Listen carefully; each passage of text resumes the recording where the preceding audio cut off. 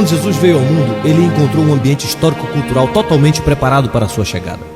O apóstolo Paulo percebeu isso e disse que Jesus veio ao mundo na plenitude dos tempos.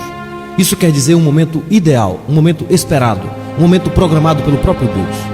Deus preparou pelo menos 3 civilizações para a chegada do Messias: os gregos, os romanos e os judeus. Roma influenciou especialmente na questão política, os gregos na questão intelectual e os judeus na religiosidade. O primeiro século da era cristã é conhecido como período apostólico. Isso porque os apóstolos ainda estavam vivos e batalharam com toda a sua força pela verdade do Evangelho. Paulo e os outros apóstolos convocam a igreja para batalhar pela fé que foi entregue aos santos e a manter intacto o conteúdo do Evangelho. Obviamente, essa não era uma batalha fácil, uma vez que a igreja era extremamente perseguida e os césares odiavam a fé cristã. Nero, por exemplo, incendiou Roma e colocou a culpa nos cristãos. Em consequência disso, os cristãos foram perseguidos e mortos nas arenas. Por outro lado, as perseguições produziram uma igreja purificada, tanto na vida como na doutrina. Durante o período que se seguiu à era apostólica, a igreja esteve sob a espada da perseguição romana. Um nobre exército de mártires partiu para a eternidade sob os rigores da espada, das feras e das ardentes fogueiras. Somente os que realmente eram convertidos se dispunham a pagar tamanho preço pela verdade do Evangelho. Mas mesmo assim, em meio a tantas perseguições, os cristãos aumentaram em número e alcançaram quase metade do Império Romano. Foi um período heróico para a igreja, uma vez que mesmo em meio a circunstâncias adversas, os cristãos viviam o Evangelho e testemunhavam a sua fé. Graças à bravura e à coragem dos pais da igreja, as heresias foram combatidas, o que possibilitou o surgimento da ortodoxia cristã. No entanto, algo aconteceu que mudou para sempre a ética e a teologia da igreja apostólica. No início do IV século, o imperador Constantino se declarou cristão e em 313 promulgou o Édito de Milão. Isso dava liberdade de culto aos cristãos. Os cristãos então foram integrados à sociedade romana. E não demorou para que o cristianismo se tornasse a religião oficial do Estado. Era o início da Igreja Católica Romana. A igreja, até então formada por pessoas de classes mais baixas, foi abrindo espaço entre a aristocracia. Antes que se iniciasse o IV século, os templos pagãos já haviam sido abandonados ou então transformados em templos cristãos. No século IX, não existia na Europa Ocidental quase ninguém que não acreditasse no Deus da Bíblia. Parecia ser o triunfo do cristianismo, mas na realidade, tal popularidade produziu resultados catastróficos para a igreja. Para começar, todos queriam ser membros da igreja e quase todos eram aceitos, tanto os convertidos como os perversos. Homens mundanos e ambiciosos desejavam cargos na igreja a fim de obter influência social e política. Por volta do final da Idade Média, o cristianismo estava completamente fora dos padrões que os apóstolos deixaram. Mesmo dentro do clero, a condição moral era uma realidade alarmante. Embriaguez e adultério eram os menores vícios de uma liderança que havia apodrecido quase por completo. Mesmo os que se separaram do mundo em busca de uma espiritualidade sadia foram contaminados. A Trindade Santíssima não era mais o único objeto de culto. Maria e outros santos passaram a ocupar lugar de adoração no culto de Deus. As peregrinações a lugares sagrados conferiam graça aos fiéis. A missa tomou o lugar da ceia do Senhor. O cristianismo, assim como o paganismo, era simplesmente uma religião do medo e do pânico.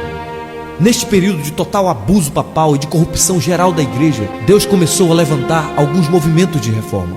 Homens como os valdenses no final do século XII, homens como John Wycliffe, que traduziu o Novo Testamento para o inglês, homens como John Hus, que proclamou a necessidade da libertação da autoridade dos abusos do Papa, homens como Jerônimo Savonarola na Itália. Esses homens começaram a gritar contra os abusos da igreja e a clamar em defesa da verdade apostólica. Mas o mundo não estava preparado para recebê-los, de modo que foram reprimidos com sangrentas perseguições. Nesse período também acontecia no mundo o despertar da Europa para o interesse pela literatura, pelas artes e pela ciência. Era a chegada do Renascimento. Na Alemanha, na Inglaterra e na França, o Renascimento possuía um sentimento religioso. E isso despertou um novo interesse pelas escrituras sagradas. Isso levou o povo a investigar os verdadeiros fundamentos da fé cristã, independentemente dos dogmas de Roma. Antes de se inventar a imprensa, os livros eram copiados à mão. Mas a imprensa possibilitou o uso comum das escrituras e incentivou a tradução e a circulação da Bíblia em todos os idiomas da Europa. A chama da reforma começou a arder primeiramente na Alemanha, sob a direção do monge Martinho Lutero, que era professor da Universidade de Wittenberg. Lutero visitou a cidade de Roma e ficou escandalizado com o declínio moral dos líderes religiosos. Lutero passou por crises espirituais profundas. Ele temia que o Deus justo não o aceitasse. Por isso, ele se desdobrava em penitências religiosas para conseguir méritos diante de Deus. Como resultado do estudo sério da Bíblia, descobriu e entendeu a poderosa doutrina da justificação pela fé. Isso foi revolucionário para ele. Ele encontrou paz e descanso para sua alma na cruz de nosso Senhor Jesus Cristo e começou a pregar a sua descoberta na cidade de Wittenberg. O Papa Leão X, querendo arrecadar fundos para terminar as obras do Templo de São Pedro em Roma, permitiu que João Tetzel percorresse a Alemanha vendendo indulgência que garantiam o perdão dos pecados. Lutero ficou extremamente indignado com tal pregação e começou a denunciar como falso o ensinamento de Tetzel. Na manhã do dia 31 de outubro de 1517, Lutero afixou as suas 95 teses na porta da Catedral de Wittenberg e com tal atitude estava deflagrado o grito da Reforma. Seus ensinos foram condenados e no mês de junho de 1520, Lutero foi excomungado pelo Papa Leão X. No dia 17 de abril de 1521, Lutero compareceu à Dieta de Worms. Ali Lutero reafirmou a sua fé no Evangelho Apostólico. E quando foi obrigado a renunciar a seus ensinamentos, Lutero respondeu: é impossível retratar-me, a não ser que me provem que estou laborando em erro, pelo testemunho das Escrituras ou pela razão evidente. Não posso confiar nas decisões dos concílios e dos papas, pois é evidente que eles não somente têm errado, mas se têm contradito uns aos outros. Minha consciência está alicerçada na palavra de Deus e não é seguro nem honesto agir contra a consciência de alguém. Assim, que Deus me ajude. Lutero traduziu o Novo Testamento para a língua alemã e faleceu em 18 de fevereiro de 1546, aos 63 anos de idade. Mas antes de falecer, ele tinha mudado a história. A segunda expressão histórica do protestantismo ficou conhecida como movimento reformado. Esse movimento surgiu especialmente na Suíça. Seus primeiros líderes foram Ulrico Zwingli e João Calvino. No ano de 1522, Zwingli rompeu definitivamente com Roma e tornou-se afamado pregador do verdadeiro evangelho. Zwingli questionou os rituais e as práticas católicas, tais como o jejum da quaresma e o celibato clerical. Casou-se publicamente e em 1525 as missas foram abolidas em Zurique e passou-se a celebrar a ceia do Senhor, mas Zwingli morreu prematuramente. Mas apesar da morte precoce de Zwingli, o movimento reformado continuou sua marcha com o jovem João Calvino. Calvino era francês e converteu-se provavelmente em 1533 e já em 1536 publicou a sua obra mais importante, Instituição da Religião Cristã, ou As Institutas de Calvino. De caminho para Estrasburgo, Calvino teve que fazer um longo desvio passando por Genebra, na Suíça. Essa cidade havia abraçado o protestantismo reformado há apenas 2 meses sob a liderança de Guilherme Farel. Quando Farel soube que Calvino estava na cidade, imediatamente o procurou e implorou que ficasse em Genebra e ajudasse na obra da reforma.